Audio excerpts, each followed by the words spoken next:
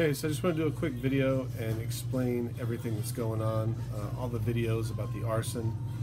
Basically around 11:50 p.m. Thursday night, I got a call from my cashier, said your car wash is on fire. So I came down here at a very rapid pace, got to my store. There was about 10 fire trucks here. There was fire in the car wash. There was a lot of smoke coming out.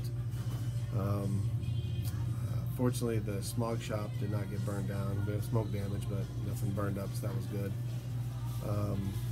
They were about to call it an electrical fire, and I said, hold on a second. I said, let me see if I can get some video. In fact, these cameras right here is what I ended up looking at, because the cameras inside my smog shop and my car wash had all burned up. So I watched the video that shows the exit to the car wash, and I saw a guy come out 10 seconds before you could start to see the glow of the flames, and then he kept going back and forth taking pictures of the fire. So I showed that to the firefighters. They said, hold on a second, this is possibly arson. So they called investigators. The investigators came, and this started around 11:50 p.m. It didn't end until 4 a.m. But the investigators came, said I pulled the DVR out of the smog shop, which had the video cameras that were melted in the car wash. Was able to recover video. All the video I'm showing you guys here on YouTube, that's the video I got from that DVR. The investigator, I said, look, the guy's probably close by still. I mean, he's some freak who likes to watch this stuff. Because I watched on the video camera, the guy went across the street after he took all of his videos and selfies, and he sat on the curb and watched the building burn down. And of course, as soon as the firefighters came, he wandered off very casually. So the investigators come, they're doing their thing. One of them goes out to look for the guy, the other one's asking questions to the businesses around here. And I was able to, so my wife, she called me and said, hey, the firefighters, the trucks, they just went 2 blocks away by Bryce's old school. You should come over here. So I went over there with my cell phone, and I started showing the video of the arsonist light the fire in my car wash. And one of the people said, oh gosh, these are all the people standing on the street because there was another fire 2 blocks away. And this is what he did to his neighbor's car. That was a Mazda Miata. Of course, it's it's a total loss, obviously. But I showed the video to several people standing in the street, and one of them said, oh, that guy lives right here next door. So I couldn't believe it. I went and told one of the firefighters. He's like, okay, don't go in there. I know he's the guy that just burned your store down too. Let's wait for Metro. 2 hours go by, Metro shows up. The firefighters were amazing. Metro, it's not his fault, I'm sure. There's not many guys working at 3 o'clock in the morning. But they ended up arresting the kid. Maybe back up. He didn't answer the door. He wouldn't open the door. So his parents were there as well. It turns out from all the neighbors that know him, he just got out of juvenile hall that day on his 18th birthday. They kick you out when you turn 18 in juvie.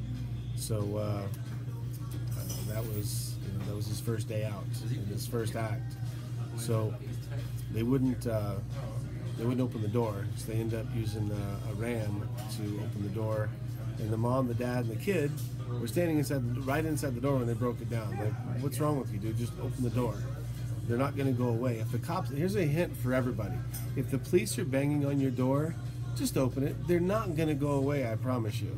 They just don't go away. Do they, Angelo? They don't. No, they're going to stay until they get you. And there's more of them than there is of you, I promise. So they break the door down. The kid denies everything. They refused to let them search the house, but based on the video I had on my cell phone of him catching my store on fire, that was their probable cause to do their search. So it was a legal search, I hope. We'll find out in court.